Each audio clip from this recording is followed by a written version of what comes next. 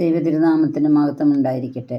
വർഷങ്ങളായി മാതൃഭാവം പ്രതീക്ഷിച്ചിരുന്ന യോവാക്കിനും അന്നയ്ക്കും ദൈവം വാഗ്ദത്തം ചെയ്ത കുട്ടിയെ അനുഗ്രഹമായി നൽകിയപ്പോൾ അവരുടെ സന്തോഷത്തിന് അതിരില്ലാതെയായിരുന്നു.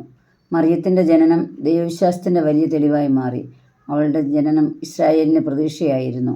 ദൈവം തൻ്റെ പുത്രൻ്റെ മാതാവായി അവളെ തിരഞ്ഞെടുത്തത് മനുഷ്യരാശിക്ക് രക്ഷയുടെ വഴിയൊരുക്കുന്നതിനാണ്. മറിയത്തിൻ്റെ ജനനം വെറും കുടുംബ സന്തോഷമല്ലായിരുന്നു, മറിച്ച് ദൈവത്തിൻ്റെ രക്ഷാപദ്ധതിയുടെ ആദ്യപടിയായിരുന്നു. അന്ന് യോവാക്കിനും അന്നയും ഈ കുഞ്ഞിനെയാണ് വളർത്തിയത്. എന്നാൽ അവർ അതിലൂടെ ലോകത്തിൻ്റെ രക്ഷയെ വളർത്തുകയായിരുന്നുവെന്ന് അവർക്ക് പോലും അറിയില്ലായിരുന്നു.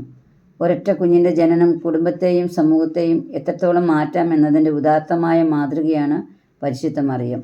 വിശ്വാസത്തിൻ്റെ വിത്ത് കുട്ടികളുടെ ഹൃദയത്തിൽ വളരുന്നത് പ്രധാനമായും മാതാപിതാക്കൾ മുഖാന്തരമാണ്. മറിയത്തിൻ്റെ മാതാപിതാക്കൾ നമ്മുടെ എല്ലാ കുടുംബങ്ങൾക്കും മാതൃകയാകട്ടെ. Ave Maria.